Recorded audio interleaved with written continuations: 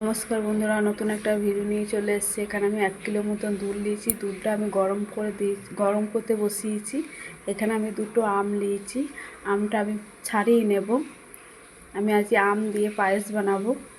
আপনারা দেখতে থাকুন পায়েসটা আমি কিভাবে বানাই। এদিকে আমটা পুরো ছাল ছাড়িয়ে নেব।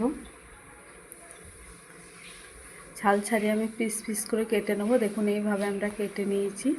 এদিকে দুধটা ফুটে গিয়েছে। আমি অল্প একটু দুধ আমি ওখান থেকে তুলে নিয়েছি। ওই দুধের মধ্যে একটা আমুল দুধের প্যাকেট দিয়ে আবারও আমি ভালোভাবে গুলে নেব।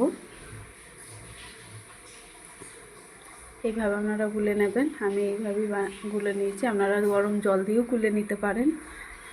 এদিকে আমার দুধটা ফুটে গিয়েছে, অনেকটা মরেও গেছে। 1 কিলো দুধ নিয়েছিলাম, অনেকটা মরে গিয়েছে।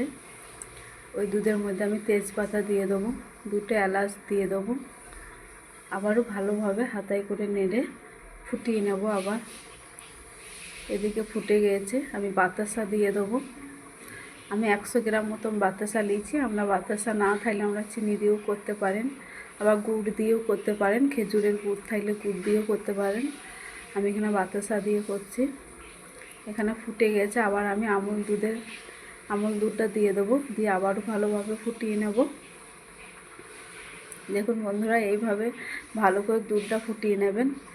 দুধটা না ফুটলে আমটা দিলে তখন দুধটা কেটে যেতে পারে। দেখুন বন্ধুরা, খুব সুন্দর ফোটানো হয়ে গিয়েছে। এবার আমি আমগুলো দিয়ে দেবো। আমগুলো দিয়ে আবারও আমি একটু ফুটিয়ে নেব।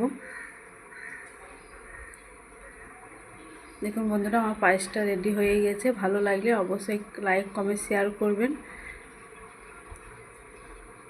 দেখুন বন্ধুরা, পায়েসটা খুব সুন্দর হয়েছে। এইভাবে আপনারা বানিয়ে খেয়ে দেখবেন, খুব সুন্দর লাগবে খেতে।